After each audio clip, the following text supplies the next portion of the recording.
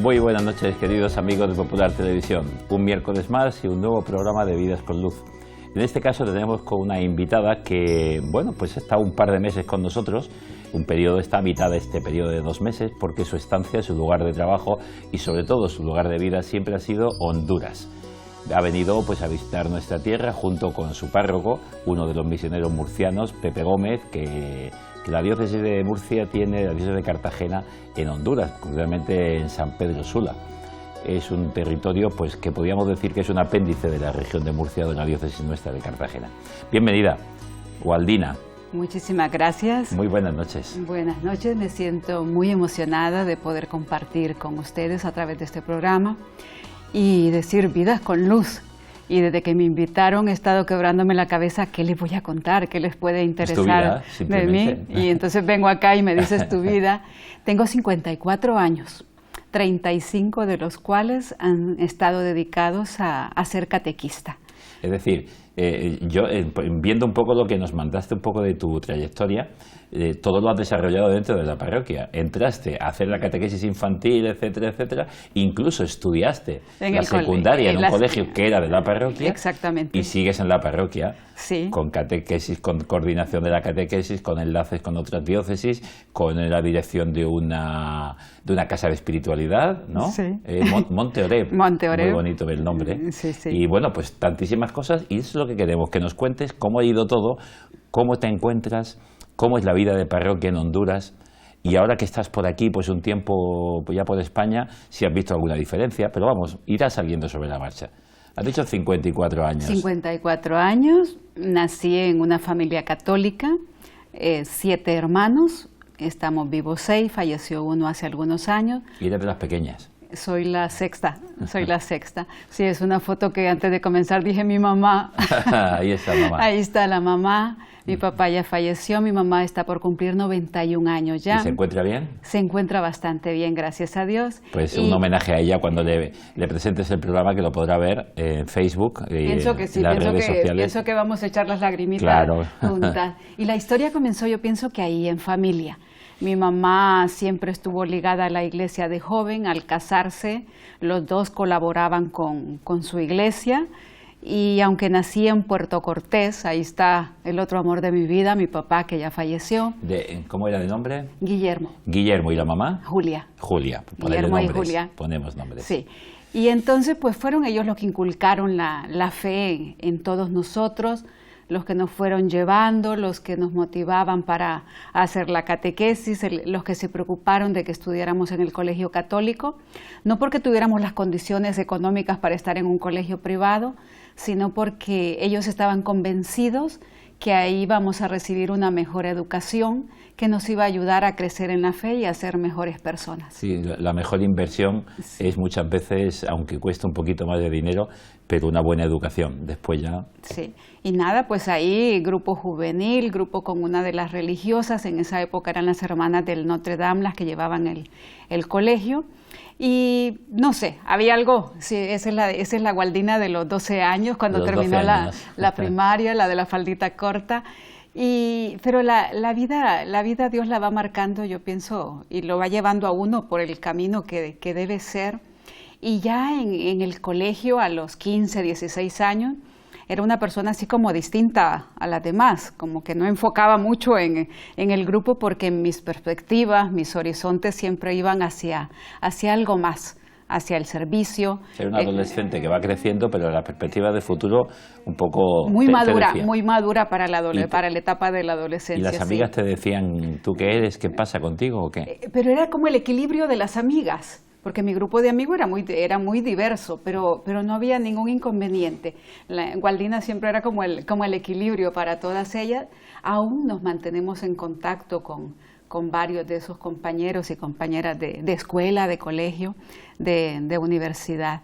Y fue a los 19 años cuando terminé la secundaria y llegaron precisamente los sacerdotes murcianos, específicamente don José Gómez, don Julián Marín Torrecilla, y las hermanas de Estuvo Cristo también por ahí. Crucificado. Las hermanas de Cristo Crucificado, Las de hermanas aquí de Cristo también, de Crucificado, Murcia. exactamente. De Santo Ángel. Creo que ahorita en Villa Pilar está una de las responsables que yo esté metida en este lío de la catequesis. También estuvo por allí Juan Matías Caballero. Está ahí también Está el padre también. Juan Matías Estuvo, Caballero. está, y está ha ahora. vuelto otra vez. Son el trío dinámico. El trío dinámico. El trío y son dinámicos, ¿no? Muy dinámicos, no hay edad que los tenga quietos. Si alguien quiere volver a recuperar un poquito, hace como casi 3 años en nuestro programa tuvimos a Pepe Gómez, sacerdote murciano allí, Sí. y quien quiera volver atrás y recuperar un poquito aquella historia.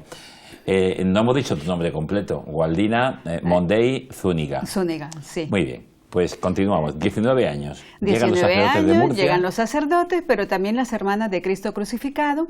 Y yo vivo en un sector que se llama la Colonia La Paz. Ahí los sacerdotes y ellas construyeron un dispensario médico que atiende a toda la comunidad, a toda la parroquia. Pero está ubicado en el sector donde viven mis papás, donde yo vivía. Y tocaron a la puerta, andaban anotando a los niños para iniciarlos en la catequesis y al mismo tiempo en la búsqueda de catequistas. Y ahí estaba Gualdina con 19 años y yo recuerdo perfectamente que les dije, ¿y yo cómo? No tengo preparación, ¿cómo voy a dar yo catequesis? Y entonces, no te preocupes, comenzamos y cuando se vayan a dar la formación, tú comienzas. Y bueno, sí, casi como lo que dijo Jeremías al Señor, ¿quién soy yo? Soy un muchacho, ¿dónde voy? Exactamente, yo me sentí como Jeremías en la versión femenina. Y yo, ¿cómo lo voy a hacer si solo soy una jovencita que no sé nada de nada? Y así comenzamos, prácticamente a la semana siguiente, un grupo de niños. Y como al mes, a los 2 meses, comenzaron los cursos de formación que durante 35 años pues no han terminado. Siempre una formación permanente, una formación constante para intentar pues ir conociendo más para poder también ofrecer algo a los demás. Y eso te llevó también, como tú dices, formarte teológicamente, porque tú habías hecho o estabas haciendo algo en la universidad también, de estudios superiores. Yo estudié contaduría. Contaduría. Y también quedó en el camino. No terminaste. Porque nunca saqué el título. Contaduría, que es algo similar de a contabilidad, económicas. sí, de contabilidad. De contabilidad, económica. etcétera. Y sí. cuando tomé esa decisión, todo el mundo pensaba que yo estaba loca. Porque estaba dejando lo que parecía el futuro perfecto, la seguridad, la estabilidad, el estatus y todo eso, por una vocación de catequista, no de religiosa, no nada de vida consagrada, pero yo sentía que Dios me llamaba para dar algo más con mi vida. No sabía qué iba a hacer ni cómo iba a hacer, pero que había que tomar una decisión y la tomé consciente y todo el mundo, yo creo que hay algunos que siguen pensando que estaba muy loca y yo digo que es la bendita locura que Dios puso en mi corazón y que me hizo tomar pues una decisión de fe. ¿Y qué estudios has hecho en teología? Has sido, saqué como dices, continuamente, ¿no? Sí, saqué un diplomado en teología en la Universidad Católica. Antes estuve también en el ITEPAL, el Instituto Teológico Pastoral, sacando lo que sería el diplomado en catequética. Y aparte de eso, pues toda la formación nacional, internacional. Tuve la oportunidad de estar en los 2 encuentros latinoamericanos que se han dado en catequesis uno en Venezuela, el primero, allá por 1995, y en el 2005-2006, el segundo encuentro latinoamericano, que ese fue en Colombia ya. Sí, ahí esto es de esa época, ¿no? Ese precisamente al terminar el primer encuentro latinoamericano, la querida hermana Magdalena Lepage, que era la secretaria ejecutiva de la catequesis en Honduras. Luego, como tú dices, la formación teórica que uno adquiere pues haciendo cursos, seminarios, pero la vida. Diplomatura, y luego la formación que uno adquiere en la vida 35 años. Del día a día. ¿Qué te han enseñado los niños, los adolescentes? Porque habrá dado catequesis a todo. En todo este proceso, yo no sé cuánto he enseñado, pero sé cuánto he aprendido. Porque normalmente nos decimos que nos preparamos, ya sea la catequesis para los niños más pequeñitos de 7, he pasado sí por todito, 7, 8, 9, 10, ahora trabajo más con personas adultas, pero yo siempre he pensado que lo que yo he podido dar, Dios me ha recompensado con el doble. Y no todo es perfecto, por supuesto, hay muchas dificultades, hay muchas situaciones incómodas o de esas que en Honduras decimos una frase muy popular como para tirar la toalla.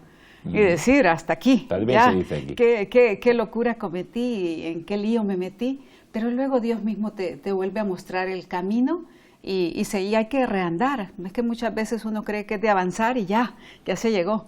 Y no, es un camino donde muchas veces es más lo que hay que detenerse, hay que ir hacia atrás y hay que volver a empezar. ¿Cómo es la gente de San Pedro Sula? Bueno, En cuanto a la fe, en cuanto a la religión. Honduras, que es la gente que tú conoces, ¿no? Porque siempre has trabajado en el mismo sitio. Aunque luego, ahora hablaremos también, es bueno que nos cuentes, porque tú has coordinado también actividades pastorales, más allá de la parroquia, e incluso con alguna diócesis de Texas, ¿no? Sí, algo pues, de eso. Comenzamos un poco en tu territorio. ¿Cómo es la religiosidad de la gente y la fe? Hay una pluralidad, hay una diversidad. Pero en general, aunque no todos somos católicos, por supuesto, las iglesias no católicas han cubierto muchos espacios, pero la religiosidad de nuestra gente es muy fuerte. Precisamente hoy, 28 de octubre, se cumplen 18 años de la tragedia del huracán Mitch, que marcó Honduras porque prácticamente lo destruyó y fue un volver a empezar. Y compartíamos hoy por la mañana, hoy por las redes sociales que te hacen mantenerte al día. Uno cuando hace un repaso de todo aquello, ves cómo el pueblo se lanzó a salvar la vida de los demás, exponiendo la propia. Yo tengo una experiencia personal, yo no estaba en Honduras cuando esa tragedia, yo estaba en una misión en Francia, a través de las obras misioneras pontificias. Al regresar me quedé aquí con el padre José, que estaba recién operado, y con su familia.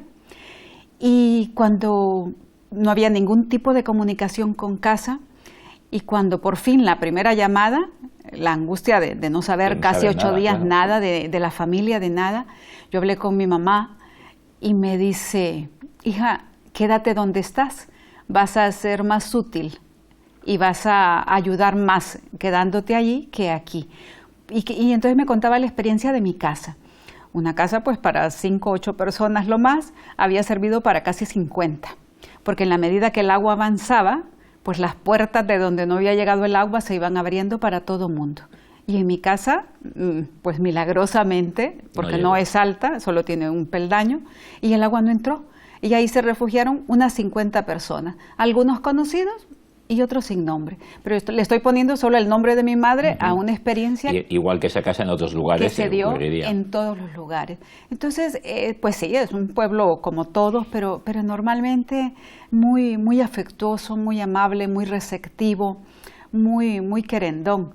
Aquí el padre estuvo cumpliendo años hace unos días y abarrotó Facebook con todos los mensajes de cariño que le enviaron, y es así como la gente se manifiesta. Quiere de verdad, no somos del todo buena gente, tenemos lo nuestro por supuesto, pero tenemos nuestra... pero en general un pueblo que a través del dolor ha aprendido a aferrarse más a Dios.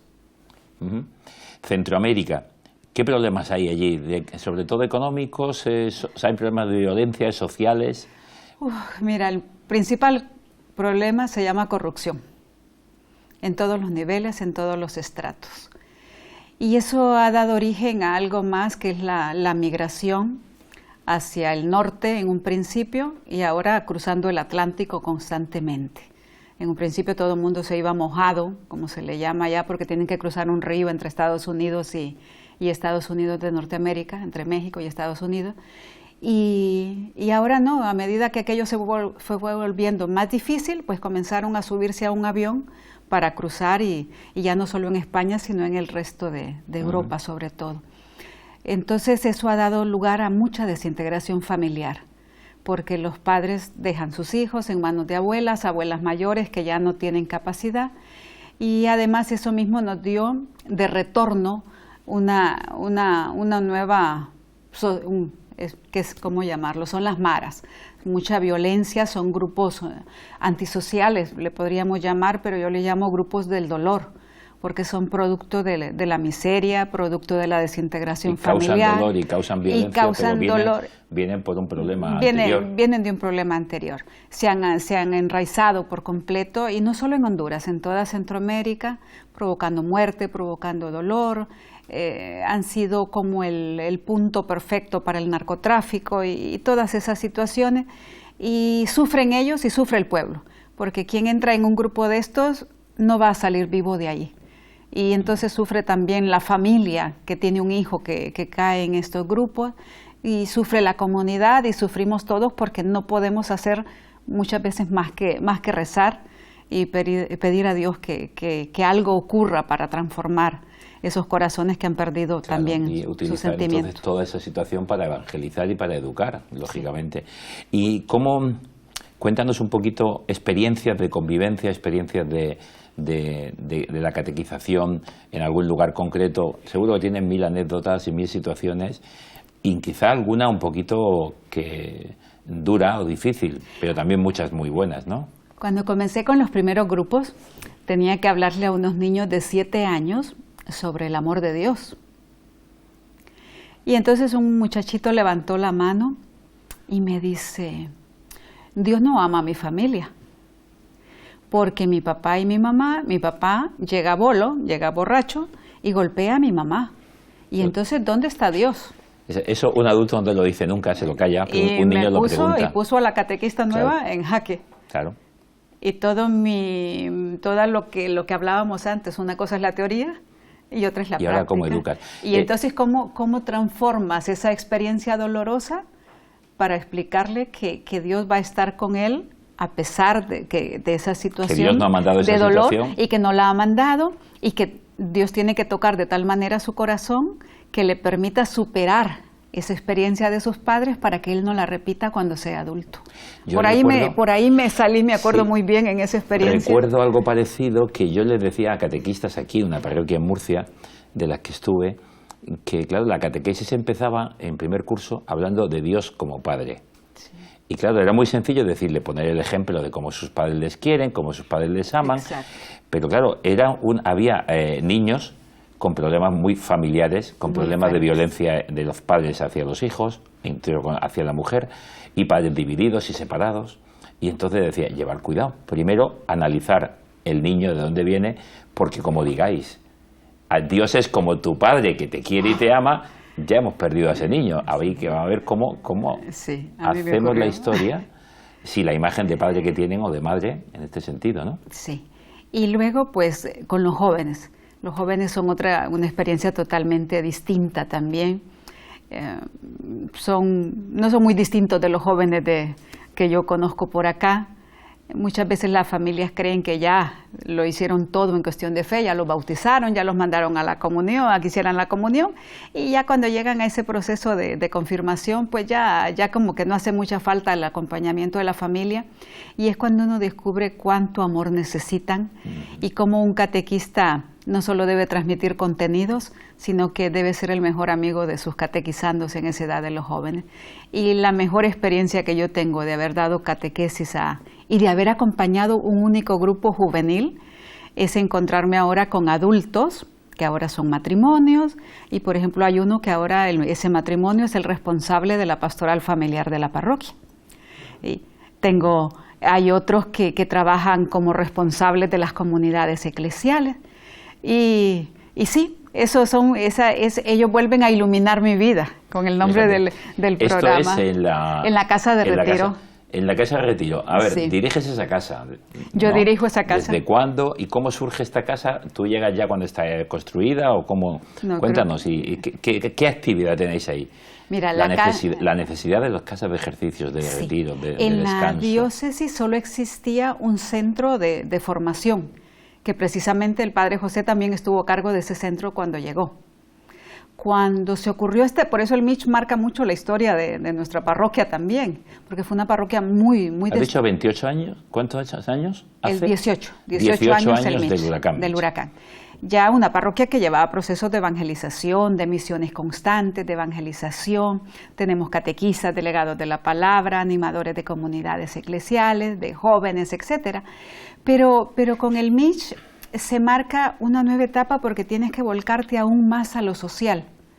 Ante todo una comunidad destruida, también la parroquia ofreció muchas opciones sociales. Y entonces se dio la construcción de un complejo de casas, 200 casas, que el padre José, con la ayuda del pueblo de Murcia precisamente, pues en lugar de llegar a Honduras y empezar a repartir lempiras, que es nuestra moneda, dijo, tengo que hacer algo que sirva para que la familia se dignifique, y si perdieron el hogar, pues hay que hacer hogares. Hizo 200 casas. encontró el terreno ideal. Tan ideal que tenía un espacio adecuado para el otro sueño que llevaba en mente. Y era una casita de retiro, una casita. Se lo planteó al obispo y al obispo no le entraba mucho la idea de la casa de retiro, pero dice él, yo la voy a empezar. Entonces yo estoy también desde el principio, desde que se gestó la idea. La idea. Entonces, viste nacer la casa. Yo vi el terreno que había sido de una granja, que se fue convirtiendo y fueron surgiendo las paredes, a la que también ya iba el obispo, nuestro obispo, Monseñor Ángel, y la veía y le decía ya al Padre José, pues mira, le puedes agregar esto, o sea, le puedes agregar lo otro. Ya le empezó a gustar. Y ya era también su casa de retiro, y la casita pues se convirtió en una casa con 50 habitaciones, con un cupo para 150 personas, con su comedor, todas las instalaciones, y en un principio pues la iban a atender unas religiosas. No me preguntes qué pasó con esas religiosas, pero nunca llegaron a Honduras. Y yo, por la catequesis, ya estaba trabajando a tiempo completo con la parroquia. Entonces, una laica, una seglar, soltera, que tienes todo el tiempo para la parroquia. Que ya lo tengo el tiempo para la parroquia, y entonces vino don José y me dijo, tú te harías cargo, eres la persona adecuada, ¿en quién más podemos pensar? Porque estaba todo preparado para comenzar. Le digo, pero otra vez viene aquello. Otra vez lo de empezar a dar catequesis. Sí, y yo cómo voy a dirigir una casa de retiro. Pero lo único que tenía eran danzas por muchas casas de formación y de retiro. Y le digo, pues bueno, vamos a empezar. Y ya son casi 16 años ahí. Y entonces, pues el centro de formación para nuestros agentes de pastoral, pero se convirtió también en el centro de formación, de vida espiritual para toda la diócesis. El presbiterio pronto comenzó a tener sus reuniones con nosotros. Antes tenían que irse al centro de una diócesis vecina y ya pues comenzó medio año con nosotros y al año siguiente me dijo Monseñor Ángel, no, reserva todas las fechas del presbiterio que ya no nos va, esta es nuestra casa. ¿Cuántos habitantes feligreses tiene la parroquia? Pues actualmente por los 80.000. Porque es importante decirlo, nosotros estamos acostumbrados a parroquias pequeñitas, decimos una parroquia grande cuando tiene 25, 23.000, 30.000 habitantes aquí en nuestra ciudad, y claro, las parroquias en Hispanoamérica, sobre todo en Honduras, pues es otra cosa, y en territorio también enorme, ¿no? Sí, un territorio muy enorme que obligó a los sacerdotes a educarnos, a formar. No podían realizar la labor de evangelización sin la ayuda de los laicos. Con lo cual la tarea del Concilio Vaticano II de la importancia del laico a trabajar en la parroquia siendo parte importante, pues está clarísimo. Hubo muchos años que el padre se quedó solo, porque los que fueron en un principio retornaron a España, luego en estos últimos 3 años es que ya está el trío dinámico de nuevo, pero el padre José estuvo casi 8 años solo. Entonces la parroquia se dividió, esas 23, 25 comunidades que nos quedaban en 5 grandes sectores, cada una con su consejo pastoral de sector, con sus coordinadores, y es la gente que luego mueve todo. Y entonces a tal grado que el padre se venía de vacaciones a España y Monseñor solo se preocupaba de buscar quien llegase a celebrar la Eucaristía y la vida sacramental. Y decía, pues si yo esta es la otra que quizás puede ser anécdota, ¿verdad? No, dice, si ahí está la párroco, ahí podemos, la parroquia sigue funcionando. Como decía aquel, dice, estas misas me gustan más, son más breves, cuando es una celebración de la palabra, ¿no? De esas también tengo algún par de anécdotas, porque los laicos le hacemos de todo, hasta celebrar la liturgia, el sacramental del funeral. Y entonces hubo sobre todo uno, el padre José no estaba, el padre Juan Matías ya tenía compromiso y había un funeral. Y me queda viendo, le digo, pues bueno, si usted quiere yo le ayudo. Ese es un grupo al que yo le di el retiro. Yo normalmente no salgo en las fotografías porque es la que está trabajando al otro lado o la que toma la fotografía o la que está dando la formación, parte de nuestros agentes de pastoral. Bueno, pues entonces el funeral. Y bueno, pues vamos a celebrar el funeral y hay que aprovechar para dar una pequeña catequesis, porque ahí llega gente que otra vez no llega en ninguna otra oportunidad. Al terminar, creo que a los días llega una señora a la parroquia y le dice al padre, cuando yo me muera, yo quiero que ella celebre mi misa. Y le digo, yo no hice misa. No. Yo no hice misa, yo hice un funeral. No, pero que quede claro. ¿Cómo esa? Sí, ella me va a tener que... Yo no estaba cuando la señora murió. Y hubo un día, igual el padre no estaba, una celebración de la palabra, aclararle a la gente, no es la Eucaristía, es una celebración de la palabra, donde vamos a poder comer el cuerpo de Cristo, porque ya quedó consagrado y toda la explicación. Igual. Sí, pero bueno, que diga ella mi misa. Qué buena estuvo la misa. Y entonces estábamos en una reunión hablando con el obispo y dice, pues yo la próxima visita le podré decir al Papa que ya tengo mujeres sacerdotisas. Sí.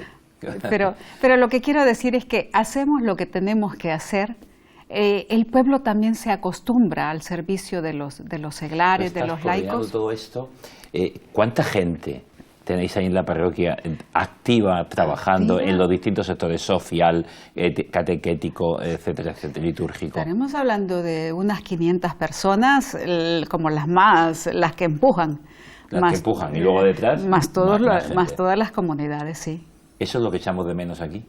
Pues sí. ¿Tú lo has notado en nuestras parroquias? Sí, sí lo he notado, tristemente lo he notado. Y falta ese dinamismo. Esta semana pasada con don José Luis Bleda estuvimos con un grupo de oración por las misiones, iban a orar por las misiones y me pidió que hablara con ellas. Y yo le decía a las señoras que estaban ahí reunidas que lo que yo siento es que se sienten derrotados en cuestión de fe. No quiero faltar yo a la caridad cristiana. Y lo que yo les pedía era que no dejaran de educar en la fe a sus hijos. Porque no es la oferta que debe ser solo la iglesia institución, es la iglesia doméstica que debe seguir formando, que debe seguir guiando. Padres son los responsables de toda la educación, desde el principio a fin. Se nota cuando una familia ha podido hacer una educación en la fe a los niños desde pequeños, cuando llegan al momento de la catequesis en la parroquia, que es profundizar un poco, pero ya viene una tarea. Llevamos un itinerario de 11 niveles. Quienes pasan por esos 11 niveles son adultos en la fe, aunque tengan que pocos se van años a comprometer en algo. Ya de paso que tenemos esta foto de la casa. Esa es la capilla de la casa. En la capilla de la casa habrás visto milagros, porque las casas de espiritualidad son lugares de milagros. Desde que crecen las plantas, dice el obispo auxiliar de la diócesis, no entregué ninguna fotografía de esa, hay un árbol que le llaman sauce chino. La persona que ayudó a diseñar el jardín se sembraron como que forman una cruz. Pero la verdad es que a los pocos años han crecido aceleradamente en relación a otros. Y Monseñor Rómulo Emiliani, que es el obispo auxiliar, se queda siempre enfrente y me dice, Gualdina, no cabe duda, nuestros pecados le sirven de abono a los árboles. Los pecados son de uno abono. va viendo transformaciones. Hace poquito, antes de venirse, en lo que se vino el padre, la pastoral familiar tuvo un retiro, por lo menos unos 23 parejas que llegaron. Y antes de venirme, le comento al padre, una de esas parejas se casa ahora en diciembre. Después del retiro, después de la experiencia, descubrieron. Había otro de los matrimonios a punto de romper por completo y después del retiro están intentándolo de nuevo. Es la fuerza de la oración y la fuerza de Dios cuando le dejamos entrar en nuestra vida. Sí. Se nos acaba el tiempo, ¿verdad? Y lo que no quiero, si tienes alguna cosa que quieras comentar y que no hemos dicho, porque hemos ido hablando y aquí podíamos estar contando vuestra experiencia de fe allí. ¿Algo concreto que tú quieras decirnos o un mensaje que nos quieras dejar? Pienso que sería intentar llegar al corazón de quienes nos ven, nos escuchan y que sepan que hay que abrir la puerta. Nunca sabemos quién la va a tocar, pero Dios nos va a tocar la puerta a través de alguien. El testimonio de don José, del padre José, como le decimos nosotros, nunca soñó tener tantos hijos.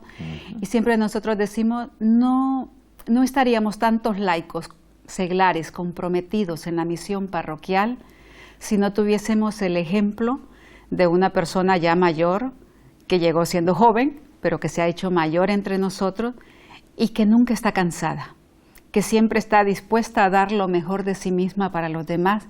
Y ese es como le escribió un jovencito de la parroquia, usted es el motor que hace que esta parroquia camine. Y eso les diría, que cuando alguien tocó a mi puerta, sin saber cómo ni por qué, simplemente permití que Dios actuara. y que eso es lo que hay que hacer, hay que dejar. Te lo han dicho, seguro que te lo han dicho más de una vez, te han dado las gracias. Y uno se pregunta, ¿y por qué me das las hecho? gracias si yo no he hecho nada? Y lo que vuelvo a repetir, no es lo que das, es lo que recibes en el camino. Y siempre es mucho más. Mi casa está en Honduras, yo vengo aquí, me siento en casa, me siento en familia, me siento por parte de esta iglesia que es universal, y me duele cuando veo que la iglesia no camina como tendría que caminar acá. Y muchas veces también pero no pierdes la esperanza. Pero no pierdo la esperanza, y muchas veces les digo, y entra la cosquillita y decir, creo que va siendo tiempo de que devolvamos. Nos evangelizaron al principio y va siendo tiempo también de que comencemos a cruzar para echarle una mano a la evangelización de nuestra iglesia hermana. ¿Estás dispuesta? No nos quedó tiempo de lo de Estados Unidos, pero es otro... Para cuando vuelvan otra vez. Muchísimas gracias. Muchísimas gracias, Gualdina. Buenas noches, ha sido un placer y sobre todo ver la juventud de una iglesia que ya lleva años, pero de una parroquia fuerte y de una parroquia que nos tiene que impulsar a vivir nosotros también esperanzados y mover el laicado y darle fuerza para que tomen la responsabilidad. Y entonces una parroquia funcionará. Cuando no todo dependa del sacerdote, que tiene que coordinar y dar ejemplo, como tú decías. Pero somos corresponsables. Pues muchísimas gracias. Un ya saben placer. ustedes, señoras y señores, si quieren ser felices, no sé si se han dado cuenta que Gualdina iba hablando y no ha perdido nunca ese rictus de sonrisa. Y es porque está llena del amor de Dios, y está llena porque está continuamente dando ese amor y, como ella decía, recibiendo, engrandeciéndose la vida. Pues ya lo saben, si quieren ser felices, dejen un poquito, como decía el Papa Francisco a los jóvenes ahora en Cracovia, dejad el sofá, que es la peor parálisis que hay, y poneros zapatillas para andar desgastadas del camino. Salgan, trabajen, preséntense en la parroquia y adelante. Muy buenas noches. Si quieren ustedes, el miércoles próximo nos volvemos a encontrar.